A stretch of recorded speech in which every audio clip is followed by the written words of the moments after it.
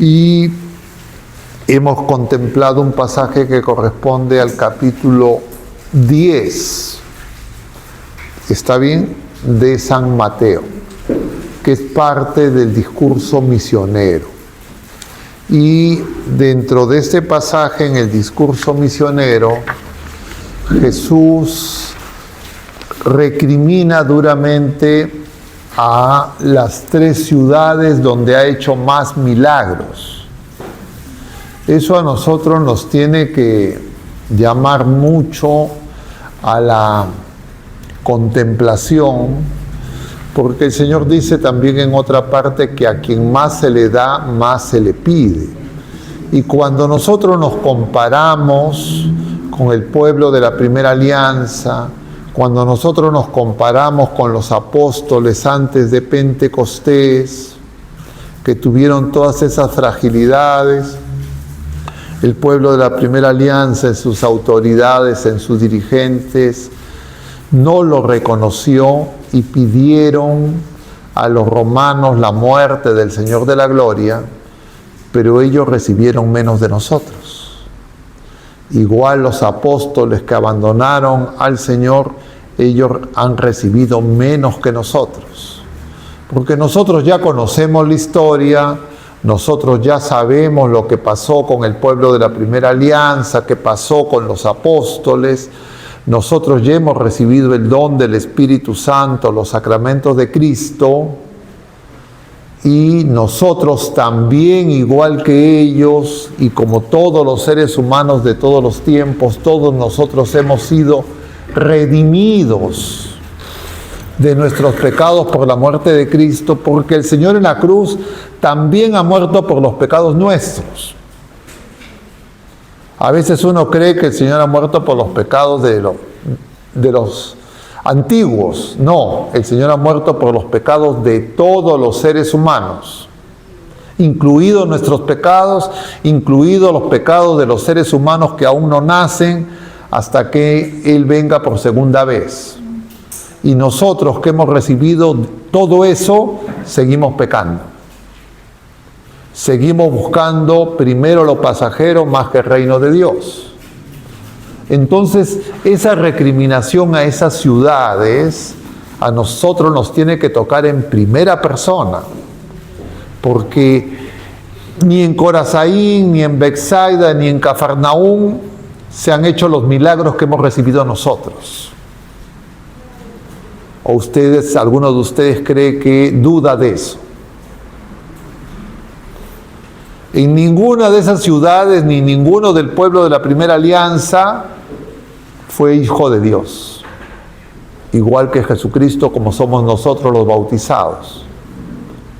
Ninguno recibió el sacramento del matrimonio como ustedes han recibido, ni el sacramento del orden como yo he recibido. Y seguimos pecando, seguimos ignorándolo y seguimos postergándolo, ¿o no ocurre eso? Y entonces, esto que dice el Señor, ¿qué implica? Que habiendo recibido todo eso, no nos convertimos al punto que seguimos, como dice el profeta Elías, cojeando con los 2 pies. ¿Por qué dice eso? Porque los profetas de Baal, esos 450 que se enfrentaron a Elías en el Monte Carmelo, estos profetas de Baal, cuando hacían su alabanza, cojeaban con un pie. Y entonces eso quiere decir, estos quieren estar con Baal, lo mismo con el demonio y con Yahvé. No se puede, pero nosotros hacemos lo mismo, porque cada vez que pecamos, nosotros nos vamos con el demonio. Y luego queremos estar con el Señor. Es como la vida de unos esposos infieles, adúlteros, que quieren simultáneamente estar con su esposo, con su esposa, y quieren estar con el amante, con la amante. ¿Se dan cuenta? Y el Señor lo ve todo. Entonces esas palabras de esas 3 ciudades, en primer lugar, son para nosotros. ¿O ustedes para quién creían que eran? Es decir, y dice el Señor a Cafarnaúm, le dice: ¿y tú, Cafarnaúm, crees que vas a ir al cielo? Hasta el abismo te vas a ir. Si es que en Sodoma se hubiesen hecho los milagros que en ustedes, ya se habrían convertido. Nosotros hemos recibido más que nadie dentro de la iglesia de Cristo. Más que nadie. Y entonces, si no nos convertimos, es una cosa grave. Ese es el evangelio de hoy. ¿Están de acuerdo? ¿Alguien cree que le estoy diciendo algo, estoy exagerando? ¿Así se lo han dicho cuando han meditado el evangelio? ¿Por qué? Porque miramos al costado. Entonces estamos en un momento muy importante de la misión. El misionero, el enviado por el Señor, tiene que darse cuenta que no puede ser enviado si es un traidor. Y el pecador, los pecadores somos traidores. Entonces la comunidad tiene que tenerlo muy claro, porque la comunidad dice: queremos ser evangelizadores. ¿Qué evangelizadores puede ser la iglesia, la comunidad, cualquiera de nosotros, si tenemos doble vida? Es como los esposos que quieran hablarle a sus hijos de la santidad del matrimonio y son adúlteros. ¿Se podría? Entonces se dan cuenta, porque a veces uno anda en las nubes. Cree que el Señor no se da cuenta, que lo podemos engañar. Claro, el resto de la gente de repente pensamos que no se entera, pero el Señor sí sabe lo que tenemos en nuestro corazón. Dice: con corazón humilde revive mi corazón. Busco con humildad para que reviva mi corazón. ¿Qué pasa cuando uno, viendo todas estas cosas, cree que no es su problema? Lo que ocurre es que el corazón nuestro está muerto. Y lo que hemos pedido en el Salmo es que el Señor reviva nuestro corazón. Y claro, uno puede creer que eso son cosas para otras personas.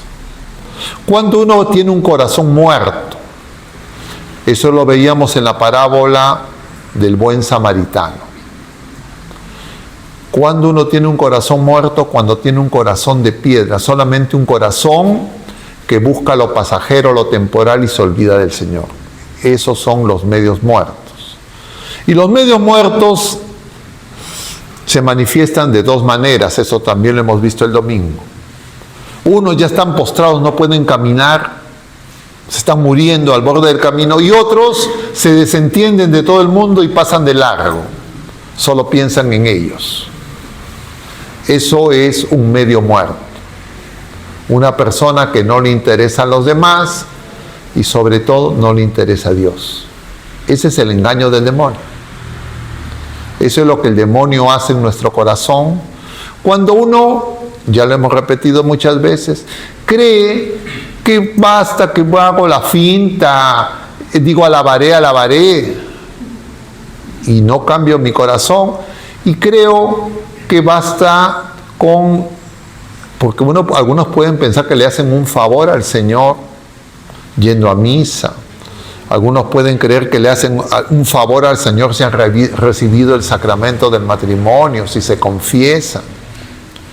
Algunos creen que le hacen un favor al Señor si hacen oración. Tal vez en la comunidad también algunos, si vienen acá a las reuniones de los martes, pensarán: oye, ya tengo tantas cosas que hacer que venir acá es un sacrificio. Pero si la gente cree, no, es que yo no dudo que la mayoría de ustedes en la comunidad, también los acá presentes, trabajan duro para obtener las cosas materiales. Yo no dudo eso, porque eso lo veo en casi todas las personas. Pero justamente es el trabajo para conseguir las cosas materiales. Y el trabajo para conseguir las cosas materiales hace que la gente a veces se amanezca, a veces no duerma. ¿Ustedes alguna vez han hecho eso? Eso para las cosas materiales. ¿Y para el Señor hacen lo mismo? Entonces, ¿quién está por encima? Porque cuando uno trabaja por las cosas materiales, está trabajando ¿por qué? Por dinero. Para eso uno trabaja, ustedes trabajan ¿por qué? Por hobby. Y entonces eso puede ser un indicador que el dinero es mi Dios. Y el Señor dice, solo no pueden tener dos señores. Y Él menciona solamente el dinero y Dios. No dice la lujuria, no dice otras cosas, dice el dinero. Porque el dinero hace que las personas crean que pueden comprar cualquier cosa y algunos pueden creer que pueden comprar a Dios también. No sé si les comenté, hace ya 2 viernes ha sido ya, un joven me decía que no podía en su trabajo, era responsable en el área de mercadeo de estas cosas, y que no podía ganar una licitación si no coimeaba. Y que para él era ya normal coimear y había que coimear. Claro, una persona que llega a pensar eso es porque está creyendo que lo que dice el mundo es más importante que lo que dice Dios.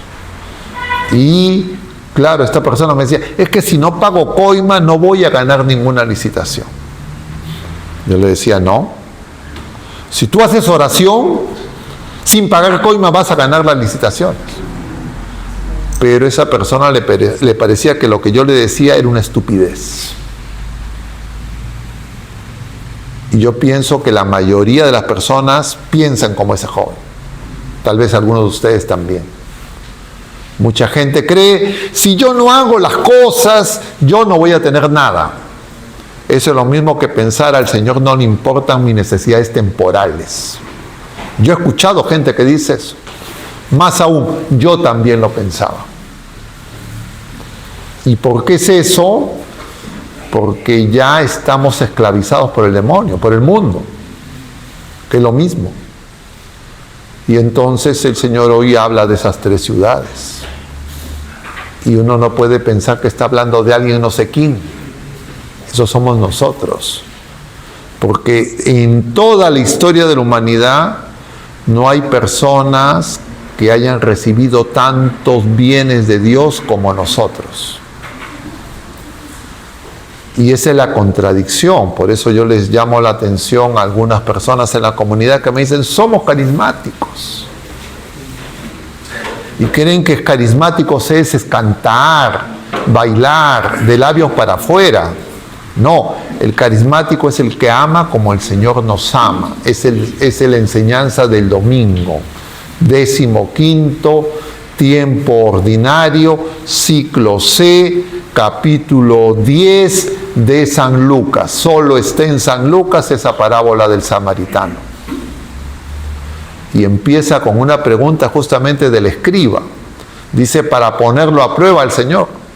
¿Recuerdan ustedes? Le dice, ¿cuál es el mandamiento más importante? Le toma examen al Señor. Y el Señor le dice, ¿qué dice la Sagrada Escritura? ¿Qué lees? Y el Señor le responde. Le dice, amarás al Señor tu Dios con todo el alma, con todo tu corazón, con todas tus fuerzas, con todo tu ser. Y a tu prójimo como a ti mismo. Esos 2 mandamientos el Señor los une.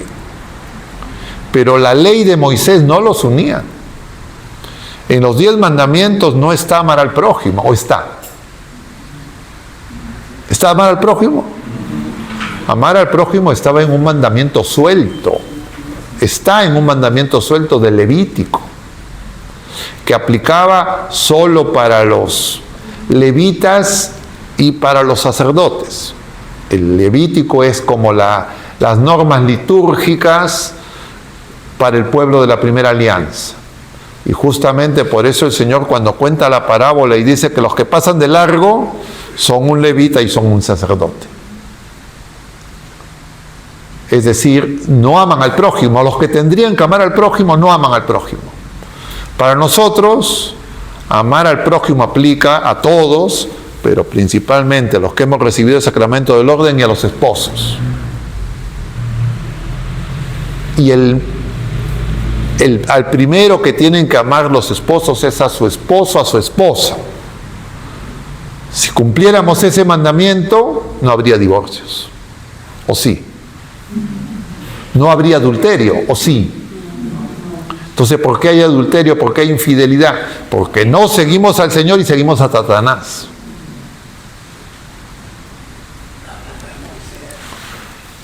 Y entonces nosotros tenemos que darnos cuenta de qué nos está hablando el Señor. Porque si no entendemos el contexto y cómo se presenta la liturgia abre y se inaugura cada domingo. Y este domingo se ha inaugurado con ese pasaje de San Lucas, capítulo 10, que habla del amor. Y lo que esté en la semana yo lo tengo que entender según eso que es del domingo. Y entonces este pasaje de esas 3 ciudades se refieren a que no aman al prójimo y no aman a Dios, porque esos 2 mandamientos están unidos. Y si yo no amo al prójimo ni amo a Dios, lo que es otra manera de decir lo mismo, yo me amo solo a mí mismo. Yo soy Dios. Ese era el Dios de los paganos, un Dios que se ama a sí mismo. Jesucristo revela un Dios que es comunión de amor de 3 personas, que viene a salvarnos. Él es el buen samaritano y Él se hace nuestro prójimo. Él nos ama como hombre verdadero y nos ama como Dios verdadero. Como Dios verdadero, Él es el que ama a Dios sobre todas las cosas, porque Él ama al Padre y entrega todo. Como hombre verdadero, Él se entrega a nosotros en la cruz. Y como hombre verdadero, justamente, luego nos reclama. Nosotros no lo estamos amando a Él si nosotros vivimos en pecado. No lo estamos amando a Él si para nosotros es más importante nuestro criterio, las cosas pasajeras que Él. Y equivocadamente podemos creer que eso nos conviene. Equivocadamente podemos creer que con eso vamos a ser más felices, sabemos más, somos mejores. Y muchas veces a las personas, no muchas veces, siempre a las personas que están lejos de Dios no les gusta que les digan esas cosas. Por eso el Señor dice, con el envío, lo hemos visto también esta semana, que cuando van a ser enviados, la gente los va a rechazar. El padre, los hijos, los más cercanos. Y entonces tenemos que tenerlo claro. Ahora, el Señor simultáneamente nos está diciendo que solo Él es el Señor. El pueblo, la primera alianza, llegó a Egipto porque se estaban muriendo de hambre como todas las personas y fueron alimentados por ese designio de Dios a través de José. Pero ya muerto José, cerca de 300 años después, el Señor suscita a Moisés. ¿Por qué? Porque están esclavos. ¿Y qué es esclavos? Es poner primero el dinero que a Dios. Entonces esas personas que dicen yo trabajo mucho, yo voy a conseguir más riquezas, mis propiedades, mis bienes, voy a comprar muchas cosas, no son libres, creen que son libres. Creen que son libres. Y ustedes deben de conocer a algunas personas así o no conocen a nadie. Entonces, ¿qué va a decirle el Señor a Moisés? Que vaya al monte para que haga oración, para que reciba la ley, porque no sabe ni de dónde viene ni a dónde va. Y entonces, esa es la enseñanza de esta semana, esa es la enseñanza de hoy, Pero Moisés, incluso suscitado por el Señor, liberado de las aguas, en eso figura nuestra, porque claro, es figura, la liberación de las aguas es figura del bautismo. Salvado de las aguas, le pone la hija del faraón. Pero Moisés ya sabe su origen. Él sabe que pertenece al pueblo que está siendo esclavizado. Se solidariza con sus hermanos hebreos y por eso es que mata al egipcio. Pero luego los egipcios que se están peleando entre ellos, Moisés quiere que se den cuenta que es una tontería que se peleen, que son familia, y no quieren hacerle caso y le enrostran porque saben y lo han visto que él ha matado al egipcio. Moisés tiene que huir al desierto de Madián. Ahí se le manifestará el Señor. ¿Qué significa eso? Que cuando nosotros no queremos abrir nuestro corazón, vamos a entrar al desierto. Y Moisés, que era tratado como hijo adoptivo de la hija del faraón, que vivía en la corte, va a tener que ir al desierto casi como el hijo pródigo y que va a tener que cuidar ganado que no le pertenece. Va a trabajar como pastor, figura de Cristo. Entonces nosotros tenemos que tomar la decisión. Los esposos tienen que tomar la decisión. ¿Quieren hacer la voluntad de Dios? ¿Quieren ser santos? ¿O quieren hacer su propio proyecto? Lo que ellos imaginan, lo que ellos creen, pensando que saben más que Dios.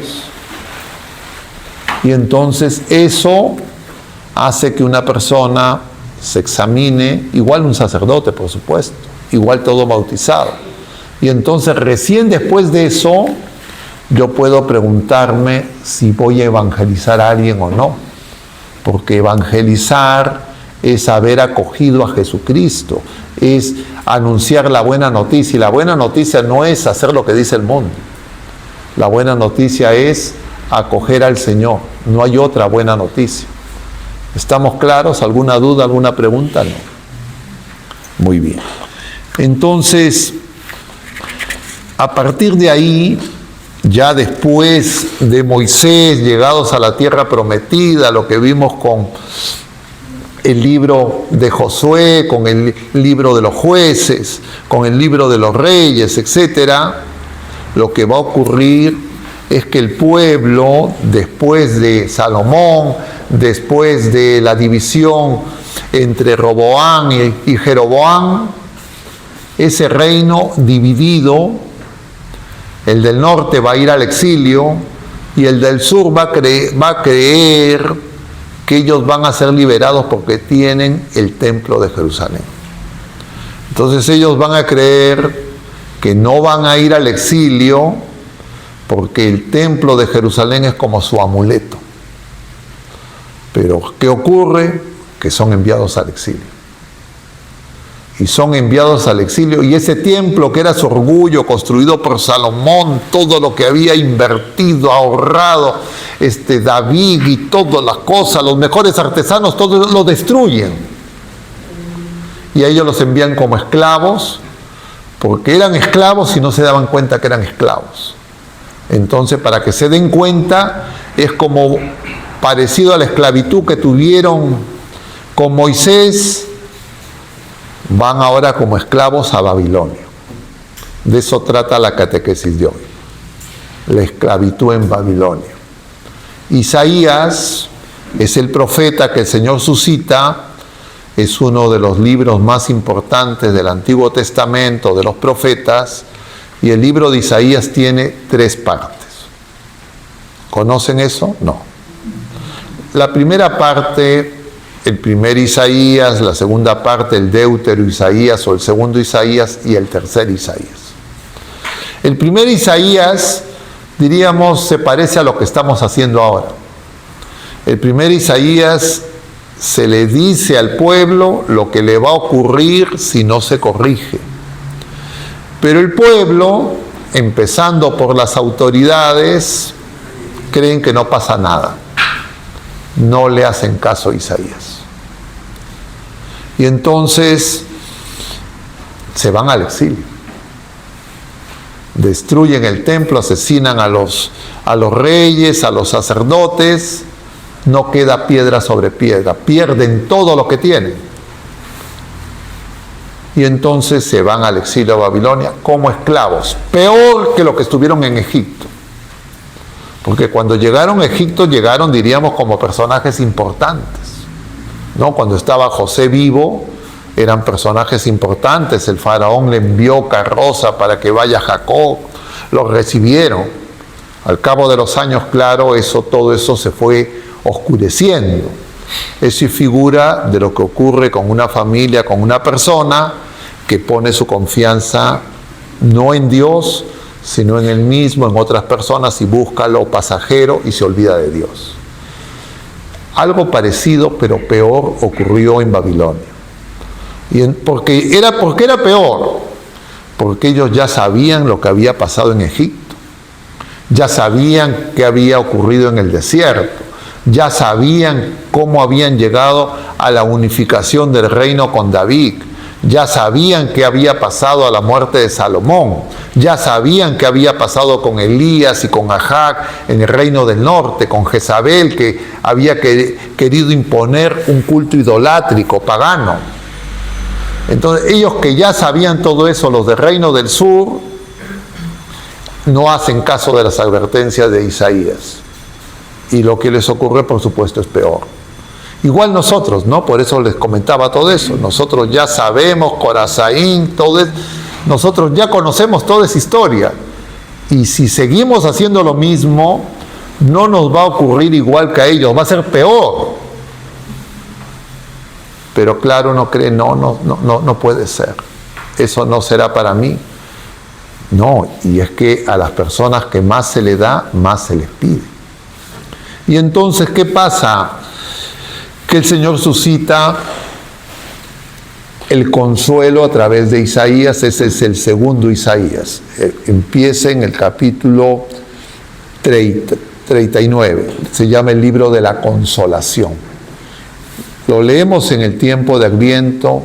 ¿Por qué se llama consolación? Porque empieza con esas palabras. Consuelen, consuelen, consuelen a mi pueblo. Tiene relación con ese consuelo del que habla San Pablo en la segunda carta a los Corintios, que hemos visto todas estas semanas anteriores. ¿Me están siguiendo? Ya se perdieron. Sí. ¿Preguntas, comentarios?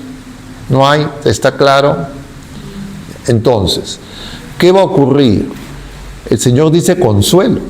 El Señor dice que les va a dar nuevamente, van a regresar.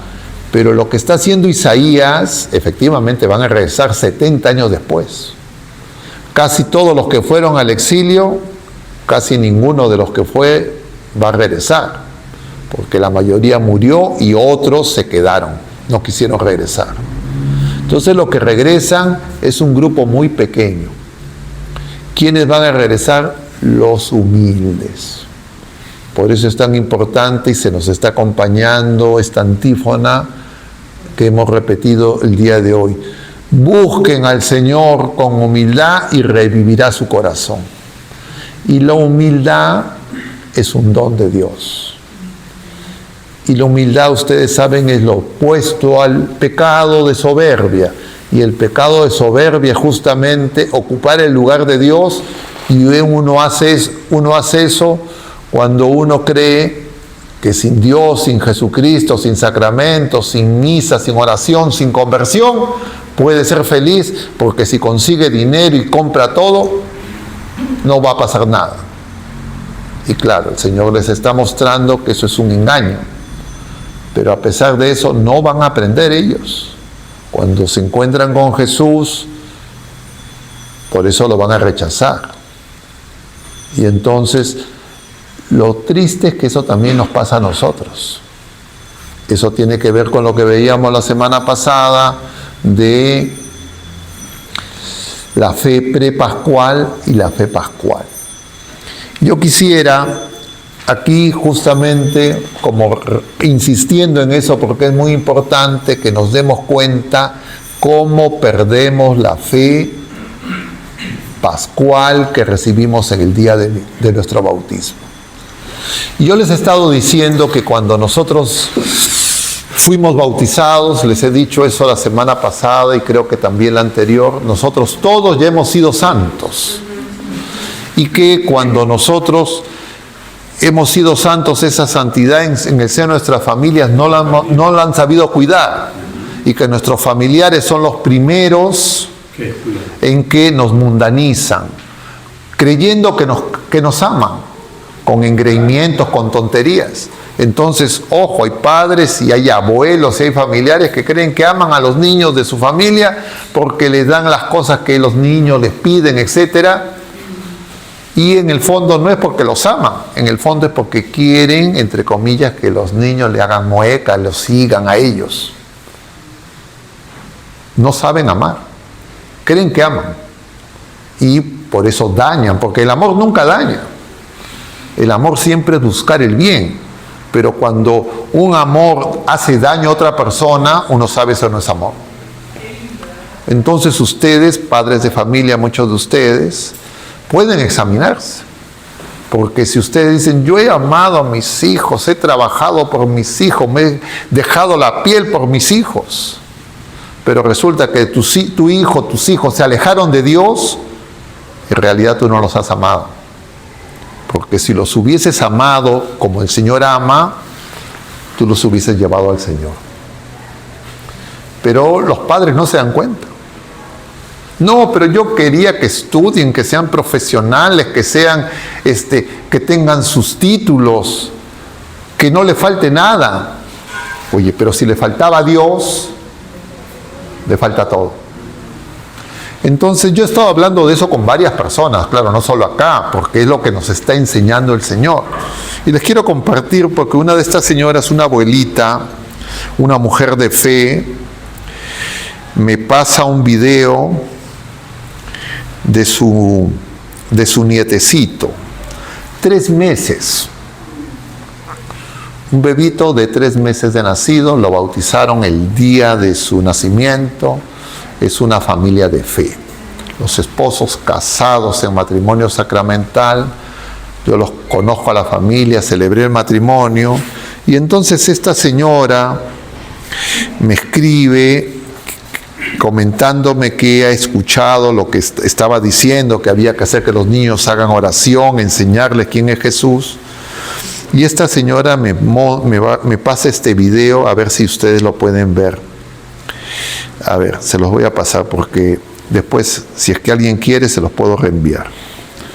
Entonces, este niñito de 3 meses, a ver si lo puedo agrandar, no se puede agrandar. Este es un bebito de 3 meses y la abuelita le está mostrando la imagen del corazón de Jesús.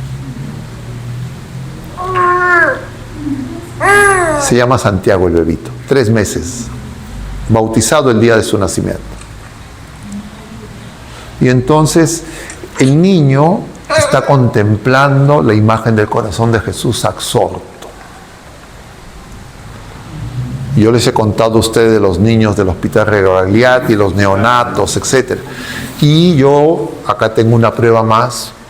Y justo, ¿cuándo ha sido? Hoy día estamos miércoles, el domingo, martes, el domingo me encuentro con una familia. Una familia, esposos casados en matrimonio religioso, tienen 2 hijos. Uno de ellos ya es un joven, 16 años aproximadamente, y el menor es un niño de 4 años. Y entonces el niño como muy inquieto. Entonces estábamos conversando y yo veía al niño inquieto, ¿no? Porque he estado pensando en estas cosas, entonces observaba. Y de repente lo veo el niño que se tranquiliza. Y entonces me doy cuenta que el niño está con un celular así como hipnotizado. Entonces yo le digo a los padres que le están haciendo un daño terrible al hijo. Y les decía, ustedes quieren que su niño inquieto se tranquilice, Si ustedes al niño le enseñan quién es Jesucristo, cuánto nos ama, que hagan oración por ustedes, etcétera, el niño se va a quedar tranquilito. Porque yo lo había visto, un neonato que no entiende nada, entre comillas, porque no tiene todavía la capacidad cognitiva para saber qué es el Santísimo, que es una custodia en la presencia del Señor, se queda tranquilo. Yo le decía, si tú haces que haga oración, ese niño no necesita eso. Pero los padres, ni los psicólogos, ni los profesores les dicen eso a los niños. Ahora casi hay una pandemia de niños hiperactivos. Ustedes deben de conocer. En sus familias, si alguien es educador, profesor de inicial, prácticamente casi no hay niños que tienen. El día lunes hablaba con otra familia, una psicóloga. Igualito me decía que había ido unos amigos de su hijito que ha cumplido 7 años y entonces habían ido un grupo de niños con sus mamás a su casa y que algunos de los niños de esas mamás eran pues unos niños que parecían unas fieras, unos salvajes parecían. Y entonces, y que las mamás también hablaban así. Y entonces, claro, y todos esos niños son de un colegio religioso. Todas esas familias creen que son muy católicas. Yo escuchaba, yo decía, ¿y en la comunidad cómo será? Porque probablemente yo del tiempo que conozco la comunidad de esas cosas no se están hablando. Y claro, ustedes o tienen niños pequeños, o los han tenido, o tienen nietos, sobrinos o alguien que tienen niños pequeños. Y no lo estamos enseñando. Y yo les decía nuevamente, y a esta señora que me escuchó, me decía que sí, que ella creía lo que yo le decía, porque yo, claro, lo que le decía no era algo que a mí se me ocurre. Eso le pasó también a Moisés. ¿Por qué pudo ser salvado del agua? Justamente, el agua significa el mundo. Incluso la hija del faraón, diríamos el centro de la mundanización que era en ese momento el imperio egipcio, incluso la hija se enterneció con un niño, salvado de las aguas, le puso. Nosotros a los niños, en lugar de salvarlos de las aguas, nosotros los metemos al mundo. Le matamos la santidad, que es lo mismo que decir que crucificamos al Señor de la Gloria. Y claro, esto que vivió el pueblo de la primera alianza, que se repitió en tiempos de Isaías, que el Señor dice que va a consolar, ese consuelo va a ser Jesucristo. Pero ellos van a creer que el consuelo es regresar a la tierra prometida. Y cuando regresen a la tierra prometida van a reconstruir el templo hecho por manos humanas. Ese templo luego se lo va a apropiar Herodes y luego ese templo el Señor lo va a tener que purificar. Es figura de esa conversión que no se produce. Y hay una frase de San Agustín que les voy a citar, porque los miércoles ustedes saben que tenemos el programa de Radio María a las 11 y estamos, porque mucha gente no conoce pues las confesiones. Ya esto es un santo, doctor de la Iglesia, y no saben el tesoro que hay en ese libro. Entonces, como yo sé que muchas personas conocen quién es San Agustín, conocen que ha escrito un libro que se llama Confesiones, pero la mayor parte de las personas no lo han leído, entonces estamos viendo pasajes así, diríamos, que nos ayuden del libro de las Confesiones. Y San Agustín va a decir esta frase: llamaste, clamaste y rompiste mi sordera. Diríamos, San Agustín está hablando del consuelo de Dios que realiza en Jesucristo con todos los dones que hemos recibido, porque a veces nosotros creemos que nosotros somos los que llamamos al Señor. Nosotros creemos que nosotros somos los que hacemos la oración, y el que hace la oración y el que nos llama es el Señor. Y no nos damos cuenta. ¿Y qué es romper la sordera? Es justamente que podamos escucharlo. ¿Por qué nos está llamando y no nos damos cuenta? Pero hay un momento en que el Señor va a gritar. Va a gritar como gritó en la cruz. Y el grito de Jesús, que es por nosotros, lo conocen ustedes,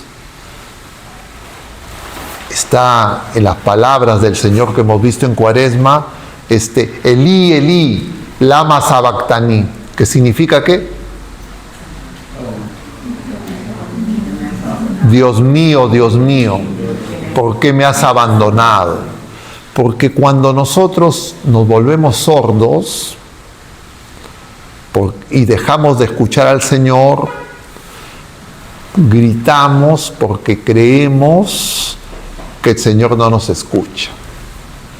Que hacemos oración y el Señor no nos escucha. Y no es que el Señor no nos escucha, sino que nosotros no lo estamos escuchando a Él. Y por esa razón muchas personas dejan de hacer oración. Creen que es una pérdida de tiempo, creen que es una tontería, creen que para qué van a ir a misa. Y ahora hablaba con un matrimonio, esposos, relativamente jóvenes, están alrededor de 40 años. Diríamos, en términos materiales, son una familia que no tienen ningún problema para viajar a cualquier parte del mundo, comprar lo que quieran, tienen capacidad adquisitiva. Pero ¿qué pasó en ese matrimonio? De repente, casi sin que se den cuenta, porque el hombre es un empresario que trabajaba, etcétera, tiene seguridad, controles por todos sitios porque tiene temor, pues no, la gente ahora vive con temor, y entonces cámaras por todos sitios, sus teléfonos codificados, la mujer está al acceso, o sea, diría, la mujer puede rastrear al marido para saber si es infiel o no es infiel. El marido no es infiel, la mujer sabe. Pero la mujer, que había sido una mujer amorosa, de repente, casi bruscamente, empieza a cambiar.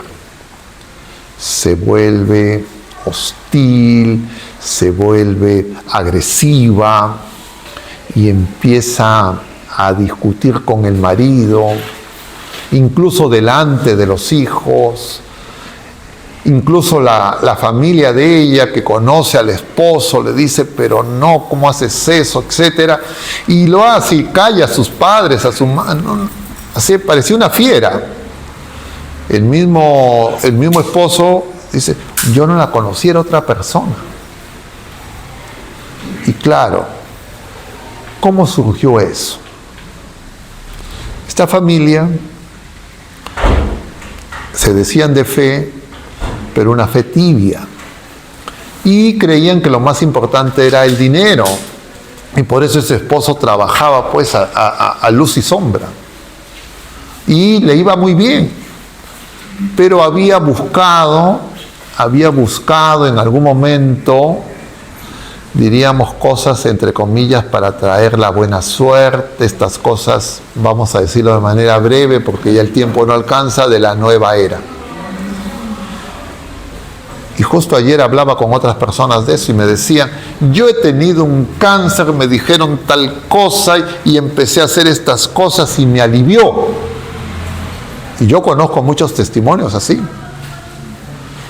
Y claro, la gente no sabe que todo eso viene del demonio. Y la gente es tan tonta que puede creer que el demonio te puede dar algo bueno. Que el demonio te puede quitar una enfermedad, que el demonio puede darte prosperidad material. Eso está claramente, porque hay tantos casos, claramente documentado. Cuando el demonio te da algo, es porque te quita algo más importante. Claro, lo que te está quitando es el alma. Pero no solo te quita el alma, porque no es que el demonio quiere ni siquiera que en esta vida seas feliz. No quiere que seas feliz, pero te engaña. Y entonces la gente cree, no hice tal cosa, etcétera, y me pasó el dolor, le viene otro síntoma peor. Le quita ese síntoma, le viene otro. O le da, entre comillas, no, que conseguí trabajo, ahora sí, rompe el matrimonio. Destruye la familia. Hace que la gente se enloquezca. Yo conozco personas enfermas mentales por esa cosa. Pero la gente sigue creyendo en eso. ¿Por qué? Porque quiere respuestas fáciles, inmediatas, se ha vuelto sordo a Dios y ha perdido la fe. Y esas personas, claro, pueden creer que les va a ir bien. Pueden creer que saben.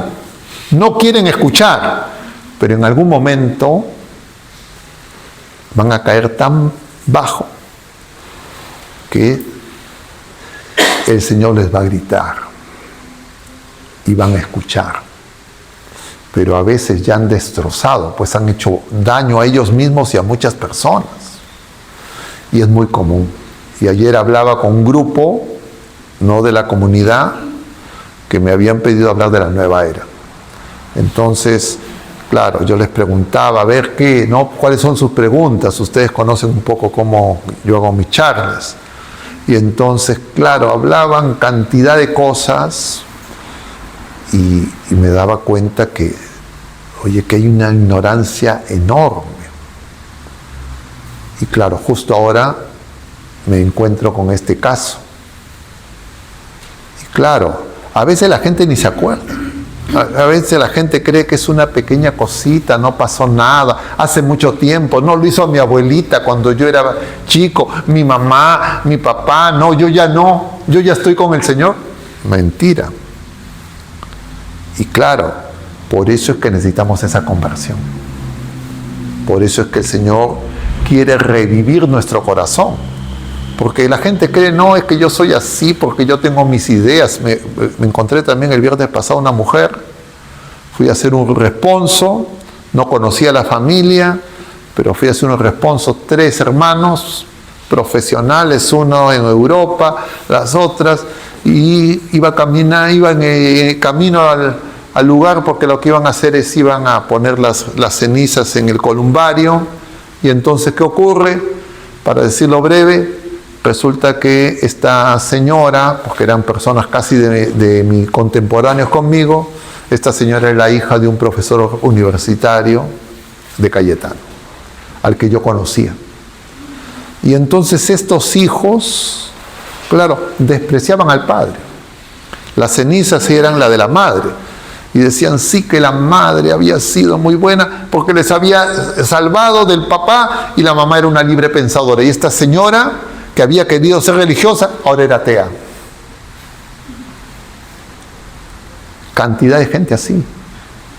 Entonces, hermanos, la situación requiere que nosotros tengamos las cosas claras. No podemos seguir al Señor a medias, a medio corazón. O nos comprometemos con el Señor y le decimos sí en la salud y en la enfermedad, o estamos en un adulterio con el demonio y queriendo hacer las cosas del Señor. Esa es la tibieza, y eso es peor que ser publicano, porque el Señor dice a la iglesia de la Odisea: no eres ni frío ni caliente, te vomito, te devuelvo. Vamos a terminar ahí porque ya se pasó el tiempo. Dios te salve María, llena eres de gracia, el Señor es contigo, bendita eres entre todas las mujeres, y bendito es el fruto de tu vientre Jesús. Santa María, Madre de Dios, ruega por nosotros pecadores, ahora y en la hora de nuestra muerte. Amén. El Señor esté con ustedes.